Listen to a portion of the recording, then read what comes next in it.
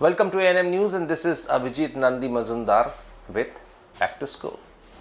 Well, we have with us Madam Aditi Chakravarti, the principal of St. Jude's School, Madhyamgram, and we will start discussing on what's happening in school, how are children preparing for their exams and exams rules and many other systems. Basically, I will go back to our old golden days in the classrooms.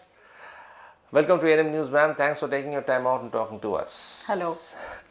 Ma'am, the very first question that I wanted to ask you is, in an English medium school, we have ICSE, ISC, CBSE and the Bengal board.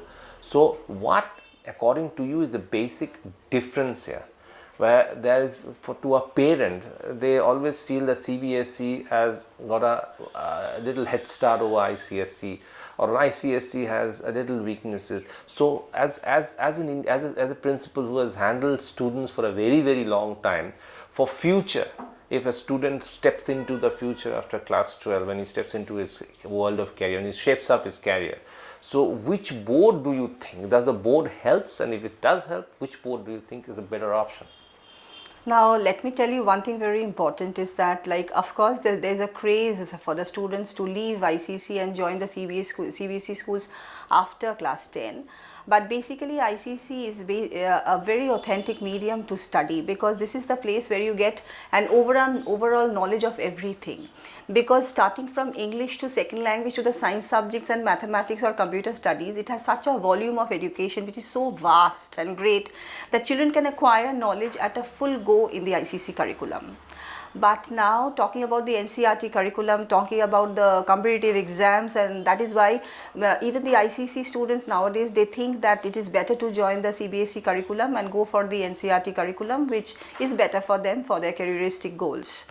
But as an ICC person and as a principal of an ICC ISC school for the last 15 years, I would like to say that, you know, it does not matter whether you belong to ICC or CBSE. Of course, the question paper pattern is a bit different, but now even ICC people, ISC people, they are doing it on the patterns of CBSE. We have the same sort of MCQ questions and etc. And keeping that in mind, that what is your focus?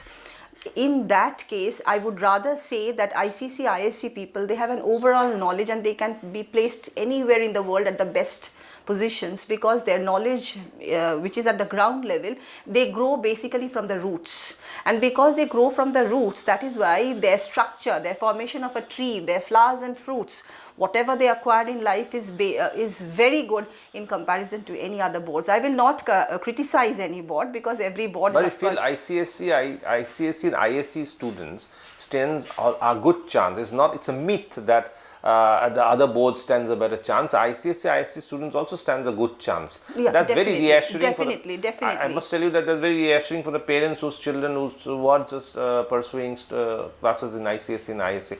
But then here, let me ask you one thing, because the pattern of class 10 and class 12 examinations in ICSE and ISC has changed over the years, in the last 3-4 years, and there is a talk that there is a new system which is put in place. Now, there is a little kind of scarcity in information, and a lot of parents, there have been a question which has been doing the rounds, and we have got a lot of feedbacks on our channel also about parents asking us to what is going to be the format. Is there class 11 exam, class 10 exams have been is being withdrawn, or is there class 11 class? Can you just clarify as to what the situation is at the moment? There is a discussion going on about the according to the new policies of NEP, that 5 plus 3 plus 3 plus 4 is the system and not the 10 plus 2 type.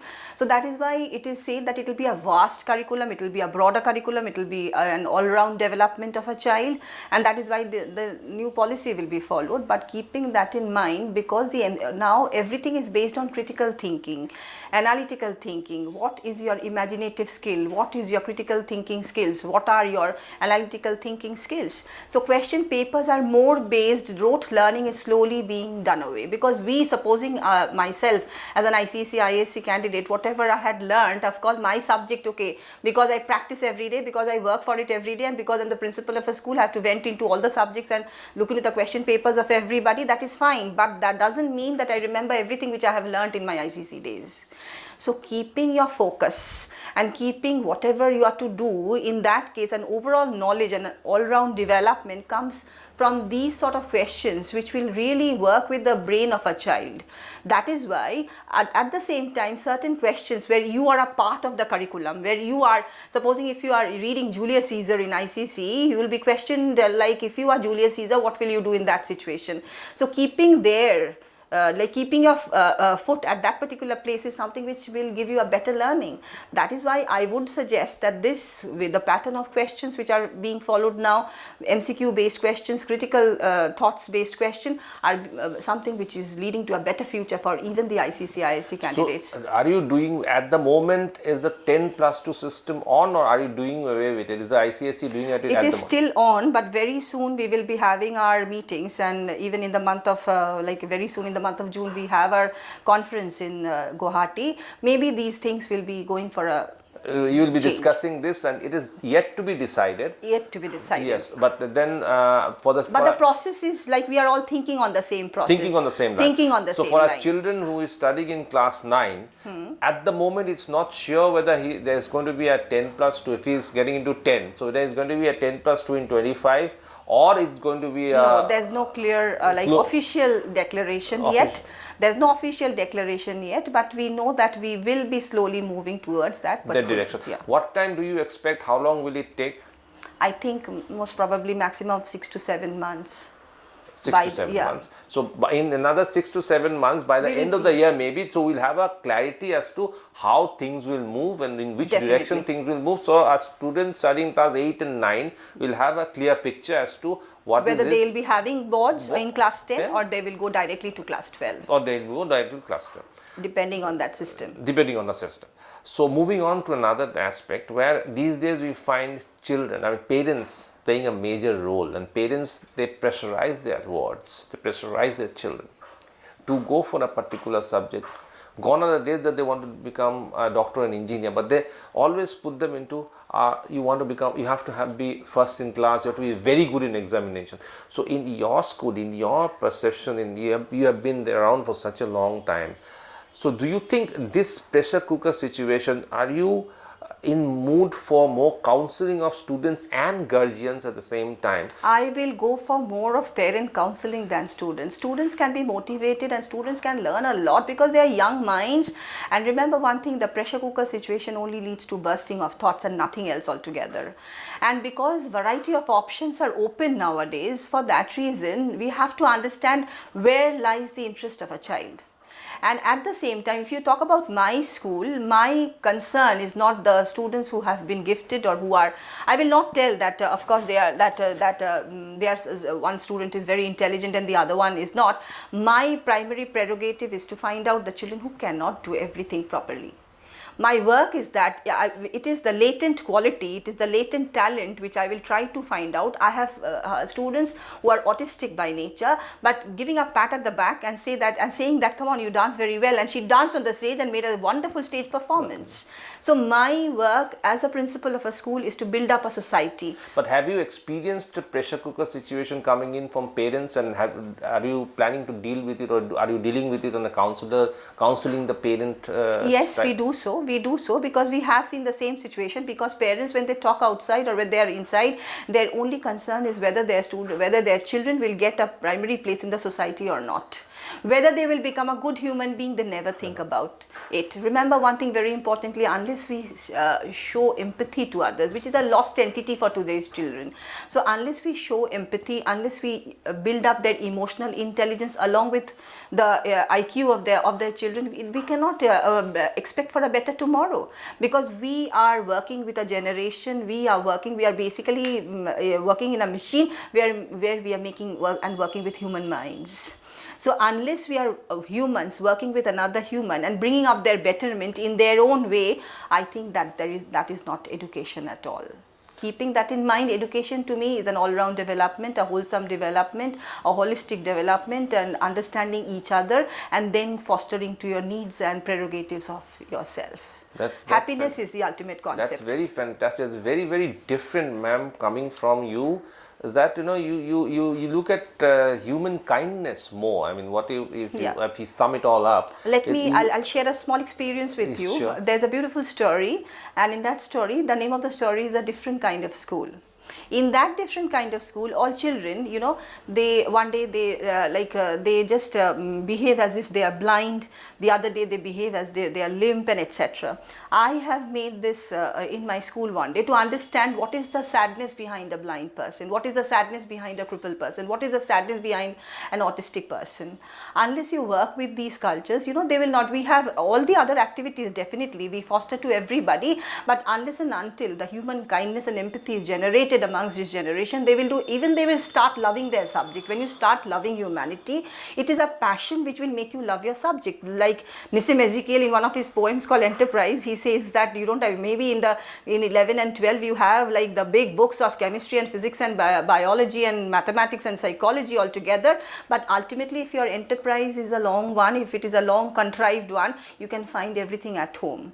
So east or west, home is the best. So you work with the home, and then ultimately your home can become the foreign world altogether in the eyes of yourself. Absolutely. So it hardly matters. Ultimately it is your love for the subject which will bring happiness for the subject, happiness for humanity, and happiness for your own self. For your own self. So in the entire this thing, how much do you feel extracurricular activities work out? I mean, do you think co-curricular activities and community services work much more than, you know, learning is always beyond the classroom. True learning happens beyond the classroom and not inside the classroom. The teachers will run after completion of syllabus, the students will run after completion of syllabus and getting good marks, but beyond that, and that is why critical thinking has come in. That is why analytical thinking has come in. That is why today we are talking of artificial intelligence and maybe everything, but one thing we have to understand, that unless you think out of the box, yes, you are not a proper learner. What can you think much more and create your innovation and create your novelty of thought and do something new in comparison to others? There lies your happiness, and that is why you think about Ashoka University doing physics with music. So are you trying out something different in this? Yes, of course. We try out something different. If you can just cite some examples in this. Like in school, we try to do these activities. We try to foster children about learning. That's why if you go around, you'll not find science with we have started it. Science with maths is compulsory, but we fought and ultimately brought even science students taking up economics. So not only that, for talking about subjects, I'm restricted because I go by the council. I have to go by the council norms. But I have done financial literacy. I've taken my children to the banks and done everything regarding financial literacy. From class 4 to class 12, everybody worked with financial literacy. And financial literacy is a subject children enjoyed because they had their piggy banks, they had put their money in the bank, and even they borrowed from each other money when it was a common canteen. So this is how we try to inculcate the literacy of finance into them from childhood to the senior classes. And again, we have thought about skill development classes where we will talk about different vistas of education, not only related to academics, it will be going beyond academics. We will also go to moral subjects, which are maybe I will have thought from the society, and maybe like when I started these sort of activities like faith and annual fest, we have first generation learners also. So there we had problems with the parents during that time. Again, maybe I'll be having another big shock from the parents because I'll work with skill development in a completely different way in my future session, in the coming session from the month of April, where we will talk about everything, sex education to bad touch, good touch, and we will do it in a very beautiful way with the concept of peer learning. Children will teach children. Okay. So ultimately, because we are a co-educational school, we have problems, and I think when we talk more, when we communicate more, these problems will be completely eroded away. They will understand this is quite normal. Me being a girl, it's not that I'll only have a girlfriend. I can have everybody has a friend, and we will enjoy ourselves. This is the best part of my life, the school life. So these things is again which I'll work upon in my future, one of my future. But have you seen any winds of change in the last 2 years? Maybe since you have initiated this, all these norms and schemes, have you seen any winds of change? Children are very enthusiastic about it. parents object in the first part, but ultimately they have understood what is basically, at one point of time I joined the school in 2000 and it is now 2024. It's 24 years that I'm working over there. And so first I was the vice principal and then I became the principal. Before that I was just an assistant teacher. And so keeping that in mind, I have seen that parents initially, they had a lot of objections, they had a lot of questions, but today I'm guaranteed with the thought, once I talk to them, I'll be able to make them happy. When they go out of my room, the ultimate concept, maybe they'll criticize me, but happiness is the ultimate injection which I'll try to put in, because I am trying to work out with the happiness of children and of course keeping the focus of their career in mind. Great.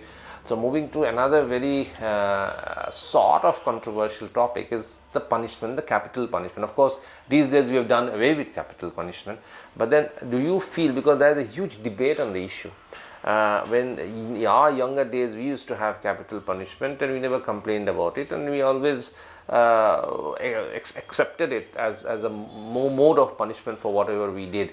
But then over the years this has given rise to a lot of controversy, and now you have done away with capital punishment. So now, why 24 years of experience, you have seen both sides of the coin.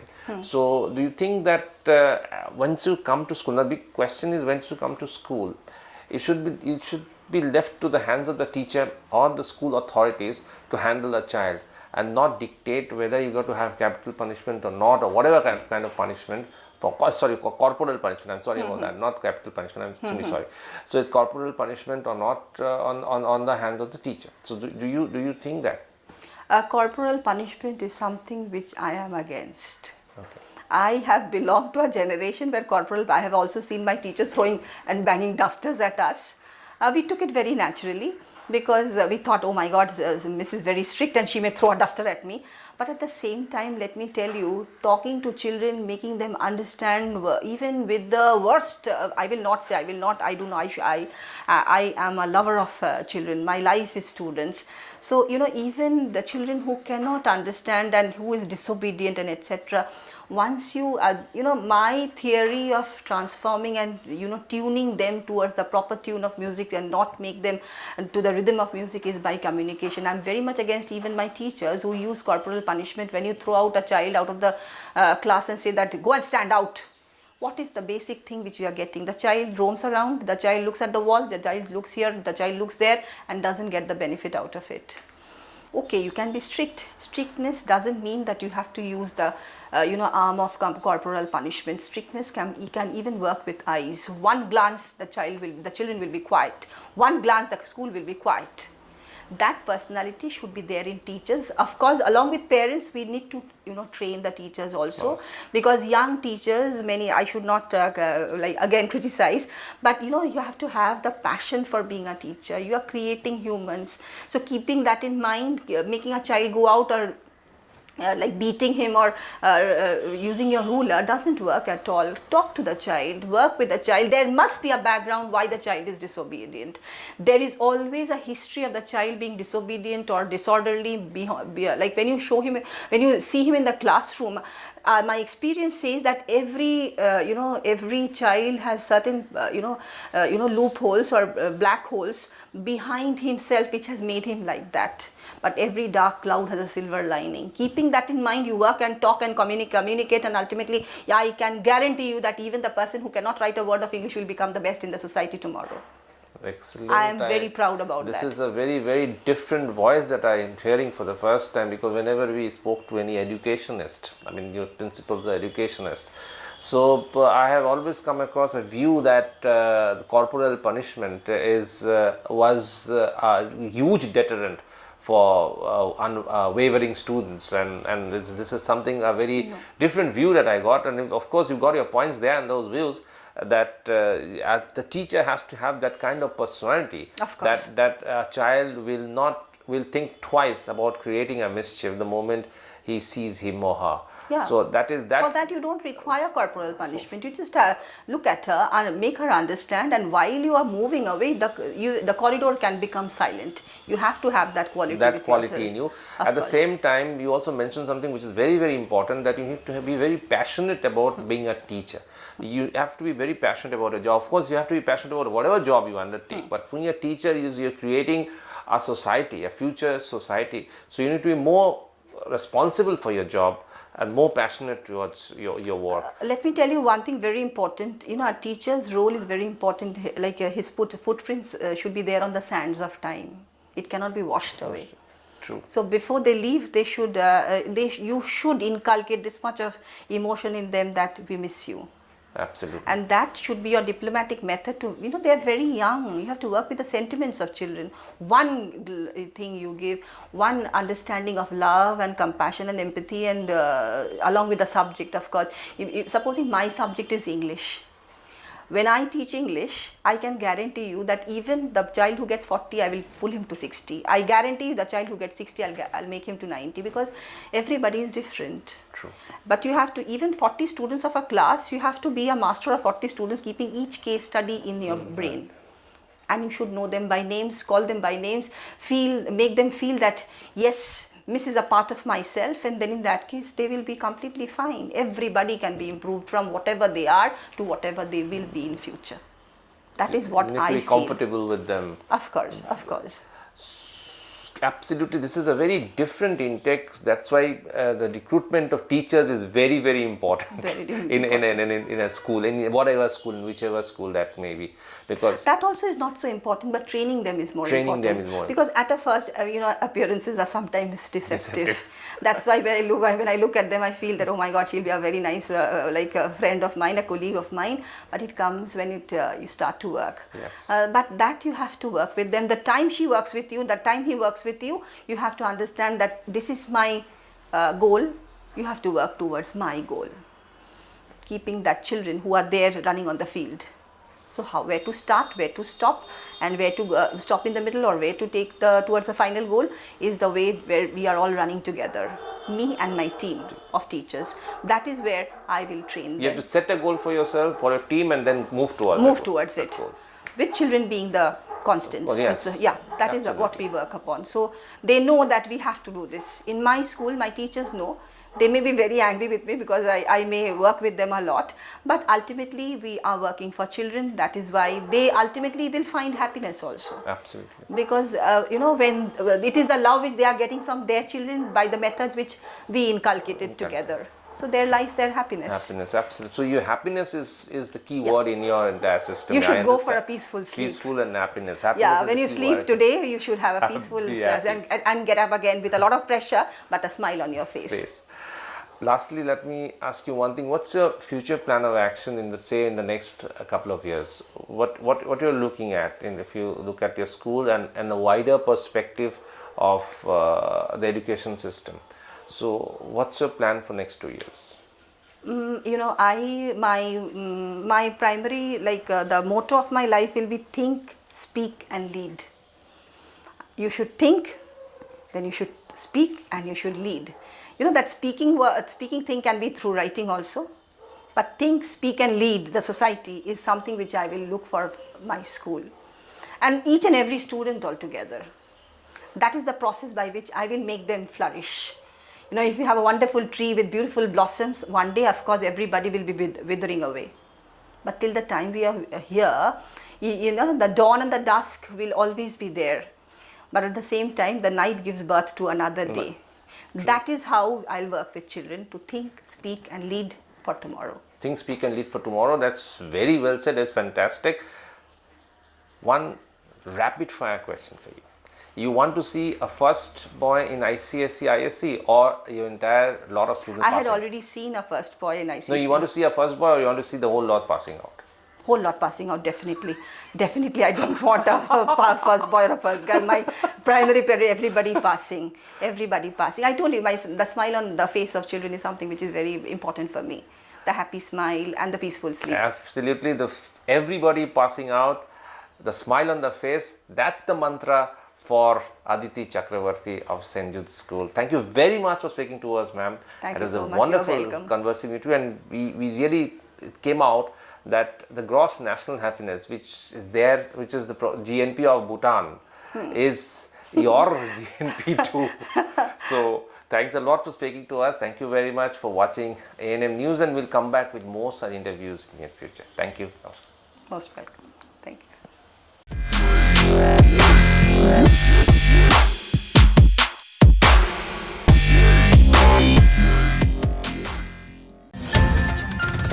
और खबरों के लिए subscribe कीजिए ANM news, bell icon दबाकर रहिए सबसे आगे।